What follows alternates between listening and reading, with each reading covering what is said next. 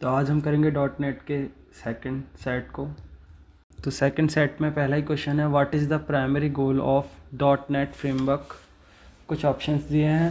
पहला ऑप्शन है to provide a platform independent run time environment, और सेकंड ऑप्शन है to simplify application development and deployment, और option C है to exclusively support C sharp programming, and option D to replace the Windows operating system. तो हमारा correct answer कौन सा है इसमें, to simplify application development and deployment. बाकी के ऑप्शंस इसलिए नहीं है क्योंकि ये प्लेटफॉर्म इंडिपेंडेंट रन टाइम बाकी और भी चीज़ें और भी फ्रेमवर्क्स प्रोवाइड करते हैं, तो ये भी प्रोवाइड कर रहा है। बट इसमें क्या है सिमिलरिटी और उनमें क्या सिमिलर नहीं है और इसमें क्या यूनिक है, तो वही है कि ये डेवलपमेंट भी कराता है और साथ में डिप्लॉयमेंट, यानी कहाँ यूज़ करना है आप, वही चीज़। तो एक कुछ ऑप्शंस है कि ये सपोर्ट करता है सी शार्प प्रोग्रामिंग को, तो और भी फ्रेमवर्क हैं जो सपोर्ट करते हैं सी शार्प प्रोग्रामिंग को।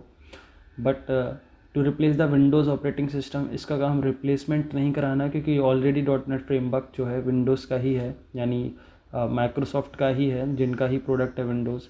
तो उनको रिप्लेस करने के लिए नहीं, केवल ओनली क्रिएशन के लिए, जो एप्लीकेशन क्रिएशन और डिप्लॉयमेंट के लिए यूज़ किया जाता है। नेक्स्ट क्वेश्चन है, which of the following is a key feature of the dot net framework, यानी डॉट नेट फ्रेमवर्क का की फीचर कौन सा है।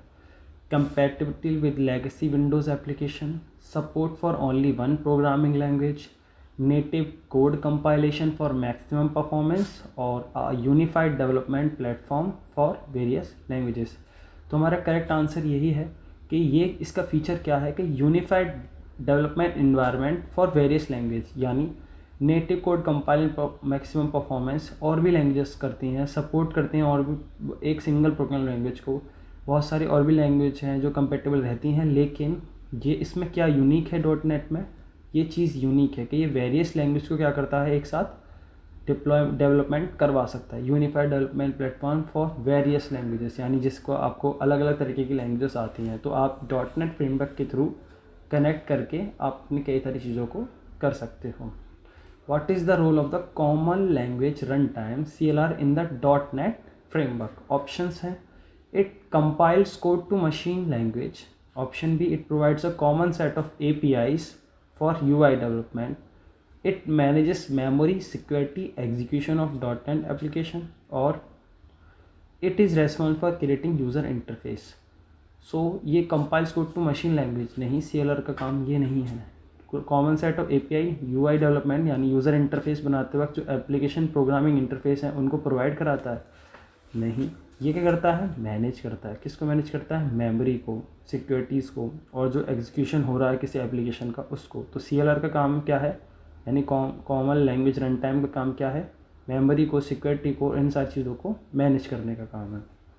Option question 4, in a group of radio button controls what property is used to determine which button is selected? Options हैं checked, selected, value is selected।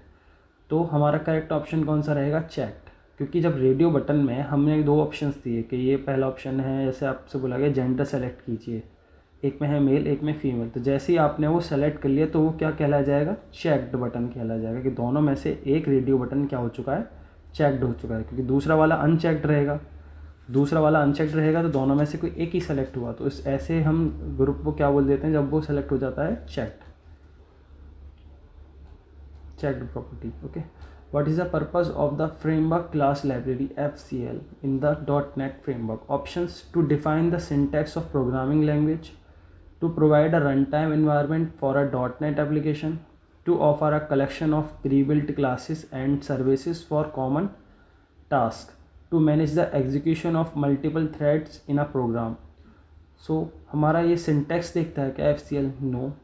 to runtime देता है क्या? नहीं। ये क्या करता है, collection of pre-built classes, यानी पहले से ही बनी हुई कुछ classes और उनमें यूज़ होने वाले कॉमन टास्क का क्या देता है हमारा फ्रेमवर्क, ये FCL प्रोवाइड करता है, जिनसे हम क्या कर सकते हैं, अलग अलग फंक्शंस अप्लाई कर सकते हैं, अलग अलग प्रॉपर्टीज़ अप्लाई कर सकते हैं। तो वो सारा कलेक्शन किसके पास है, हमारा FCL के पास, यानी फ्रेमवर्क क्लास लाइब्रेरी के पास है।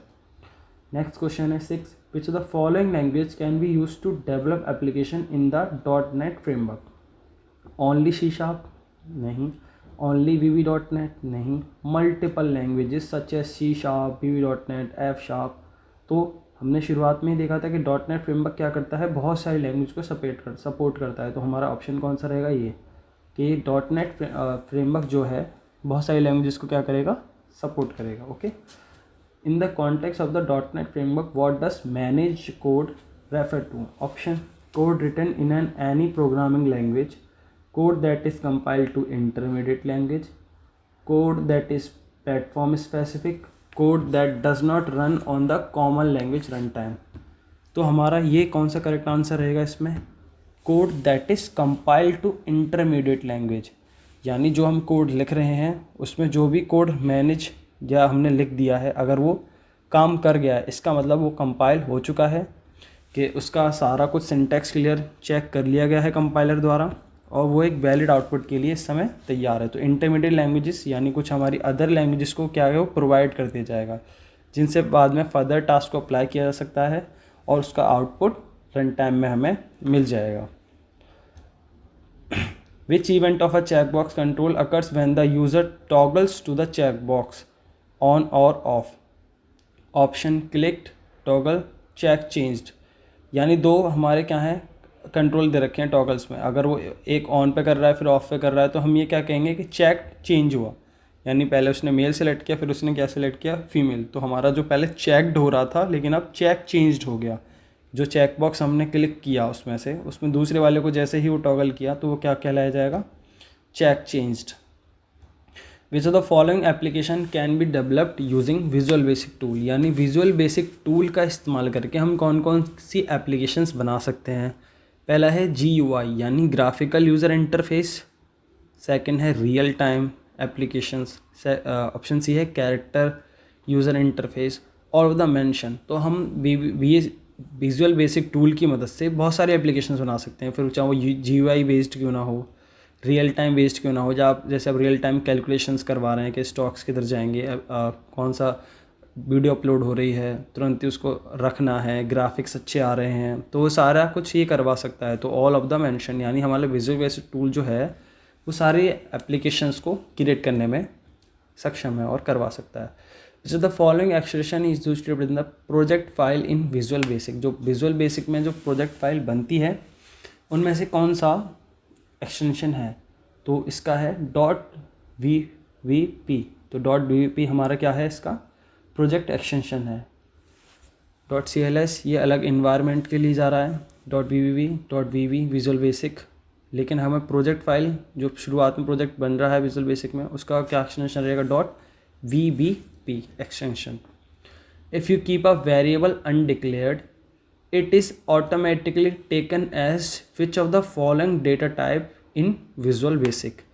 If you keep a variable undeclared यानी आपने कोई एक वेरिएबल बनाया है और उसको आपने अनडिक्लेयर कर रखा है, it is automatically taken as which of the following data type in Visual Basic। यानी आप कोई वेरिएबल बनाते हैं और उसको बताते नहीं कि कौन से डेटा टाइप का है, तो बाय डिफ़ॉल्ट कौन से डेटा टाइप का बन जाएगा, तो वो कैरेक्टर नहीं, इंटीजर नहीं, स्ट्रिंग नहीं, तो क्या बनेगा, ऑब्जेक्ट टाइप का बनेगा। जैसे आपने कोई वेरिएबल बनाया a, उसको आपने ऐसे ही अनडिक्लेयर्ड छोड़ दिया, उसका टाइप नहीं दिया, तो विजुअल बेसिक प्रोग्रामिंग के अंदर वो उसको क्या मान लिया जाता है कि ये क्या है, एक ऑब्जेक्ट है, क्योंकि ऑब्जेक्ट का कोई डेटा टाइप नहीं होता है, तो वो क्या असाइन करके चल रहा है, इसको एक ऑब्जेक्ट असाइन करके चल रहा है। Which of the following statement is use to define a class in Visual Basic?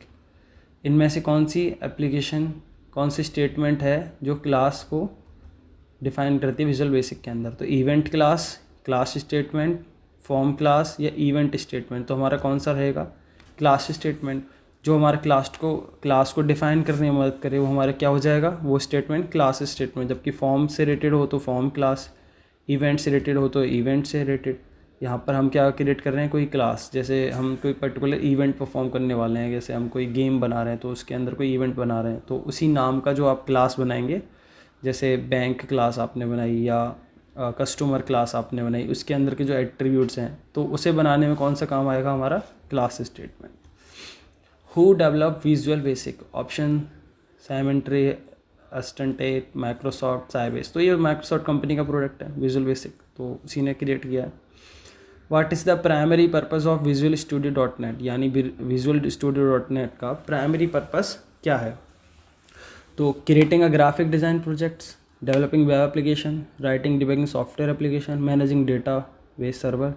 तो हमारा क्या करता है ये? Writing and debugging software applications, ठीक है। तो इससे हम क्या कर सकते हैं? कोड लिख सकते हैं, डिबग कर सकते हैं और उस सॉफ्टवेयर को हम वर्केबल बना सकते हैं। देखिए डेटाबेस सर्वर बनाने के लिए और भी सारी चीज़ें हैं, एसक्यूएल वगैरह है, लेकिन यहाँ क्रिएट कर रहे हैं हम जनरली एप्लीकेशंस। वेब एप्लीकेशंस तक इसकी रेंज नहीं है, इसकी रेंज कितनी है? राइटिंग सॉफ्टवेयर एप्लीकेशंस, तो वो मोबाइल सॉफ्टवेयर ज़्यादातर हम इसी में बनाएंगे ग्राफिक की मदद से। What is the primary function of the toolbox in Visual Studio.net? It provides access to code template. It allows you to configure project properties. It manages project dependency. It contains visual controls and components for use in your forms or application. तो option D, it contains visual control. इसके पास क्या होंगे? Primary function. Tool box जो है हमारा, उसमें बहुत सारे टूल्स होंगे, तो उनका प्राइमरी फंक्शंस क्या है? ये क्या करवाएंगे इनको? विजुअल कंट्रोल्स होंगे इनके पास और बहुत सारे कंपोनेंट्स होंगे, जैसे components form, title, check box, ये सारे। तो ये कंपोनेंट्स किधर मिलेंगे हमारे पास? टूल बॉक्स के अंदर, जिनसे हम कई तरीके की फॉर्म्स की चीज़ें निकाल सकते हैं। फॉर्म डॉट टाइटल, ठीक, फॉर्म के अंदर चेक बॉक्सेस, फॉर्म में इनपुट, तो ये सारे किस में आएंगे हमारे? इसमें ही। तो ये कंटेन करता है विजुअल कंट्रोल्स को, जो दिखाई देते हैं हमें साफ एंटर करने के लिए, इनपुट्स करने के लिए। तो ये किसके पार्ट हैं? टूल बॉक्स के पार्ट हैं। Which tool in Visual Studio dot net allows you to navigate through your code, view class, method, variable, quickly locate specific code element. तो solution explorer, properties window, code editor, class designer. तो हमारा कौन सा इसका correct answer रहेगा? Solution explorer. जैसे हमारा ये क्या बता देता है कि तुरंत ही कि इसमें एलिमेंट कहाँ कहाँ लग रहा है, उसका सारा ओवरव्यू हमें पूरा ही देखने को मिल जाता है इसके अंदर। किसके अंदर? सॉल्यूशन एक्सप्लोरर के अंदर। जबकि प्रॉपर्टीज़ में तो उसकी प्रॉपर्टीज़ आएंगी, जैसे आपको साइज़ बढ़ाना, हाइट बढ़ाना है, उस तरीके की चीज़ें करनी है, ठीक। तो कोड एडिटर में तो आप कोड एडिट कर सकते हैं, क्लास डिज़ाइनर में तो आप क्लास का लेआउट डिज़ाइन कर सकते हैं, लेकिन सॉल्यूशन एक्सप्लोरर में हमें सब मिलेगा देखने को, क्लास, मेथड, वेरिएबल, सब कुछ। What is the purpose of the view menu in Visual Studio? Option: to customize the appearance of the development environment, to build and compile projects, to manage version control settings, to create a new files and document. So इसका correct answer क्या है? To customize the appearance of the development environment, ठीक है। तो ये क्या करता है? व्यू में हम क्या देख सकते हैं? व्यू मेन्यू में हम देख सकते हैं कि हमने क्या क्या अभी तक कस्टमाइज़ किया, क्या क्या डेवलप हुआ है, क्या क्या डेवलप नहीं हुआ है। कंपाइल प्रोजेक्ट्स को बिल्ड करना, इसके लिए तो हम अलग प्रोजेक्ट्स बना के उनमें देख सकते हैं कि क्या इसमें गलती है, क्या नहीं है। मैनेज वर्जन कंट्रोल, मैनेज नहीं करवा रहे हम, इससे क्या करवा रहे हैं? पर्पस पूछ रहा है, तो पर्पस में हमें देखने को मिलेगा कुछ चीज़ें। तो to create new files and document, इसके लिए तो हम अलग तरीके से कंट्रोल एन कंट्रोल एस करके क्रिएट भी कर सकते हैं और डॉक्यूमेंट्स को देख भी सकते हैं। जबकि यहाँ पर क्या है? बात है अपीयरेंस की, कि कैसा वो दिखाई दे रहा है। तो हमारा व्यू में हमें सीधी सी बात है अपीयरेंस देखना है। जैसे हम हमारे इस टैब में भी है, MS वर्ड में व्यू टैब है, उसमें हम क्या देखते हैं? अपीयरेंसेस देखते हैं। वैसे ही उसमें भी विजुअल स्टूडियो डॉट नेट में भी हम अपीयरेंस से रिलेटेड काम कर सकते हैं। Which area in Visual Studio dot net typically contains the tool bar with various icons for common task? Solution explorer, property window, tool box या स्टैंडर्ड टूल बार। तो हमारे स्टैंडर्ड टूल बार के अंदर बहुत सारे आइकन्स होंगे, जिनके अंदर कॉमन टास्क जैसे इनपुट से रिलेटेड, आपको कोई पर्टिकुलर फंक्शन कॉल करना उससे रिलेटेड, तो सारा कुछ कहाँ नज़र आएगा? हमारे स्टैंडर्ड टूल बार में। जैसे हर एप्लीकेशन में एक टूल बार है, वैसे ही जब आप .NET स्टूडियो पे काम करेंगे तो वहाँ पर अलग अलग फंक्शंस के लिए अलग अलग टूल बार होगा। तो आप जिस टूल बार में जाएंगे उस पर रिलेटेड आपको क्या मिल जाएगी? वो आइकन से रिलेटेड कॉमन टास्क, जो आप किसी भी एप्लीकेशन पे ज़्यादातर परफॉर्म करते हैं, जिससे हमें हेल्प मिलेगी। इन Visual Studio dot net, what is the purpose of the code behind file associate with the form in design view? Options: it store the user interface layout, it contains the code that control the behavior of the user interface, or it store project settings, or it contains debugging information. Code behind क्या करता है? It contains the code that control the behavior of the user interface। जो आप user interface पे कर रहे हैं, जैसे आप inputs कर रहे हैं या जो भी आप चीज़ें कर रहे हैं उनको कोड बिहाइंड क्या करता है, देखता रहता है कि इस पर क्या हो रहा है, इस फॉर्म की डिज़ाइन पे क्या क्या चीज़ एंटर हुई, क्या क्या चीज़ अपडेट हुई, क्या सेटिंग चेंज हुई। तो ये कोड बिहाइंड फाइल क्या करता है, देखता रहता है कि क्या इस कोड पे चेंज किया जा रहा है, क्या यूआई के बिहेवियर पे चेंज किया जा रहा है, जिससे अगर कुछ भी यूआई के बिहेवियर पे ज़्यादा कुछ चेंज होता है तो उसको रखा जा सके। ये प्रोजेक्ट सेटिंग्स से रिलेटेड नहीं काम करता, ना ही डीबगिंग से रिलेटेड करता, बल्कि ये क्या काम करता है, बिहेवियर को देखता है केवल यूज़र इंटरफेस के।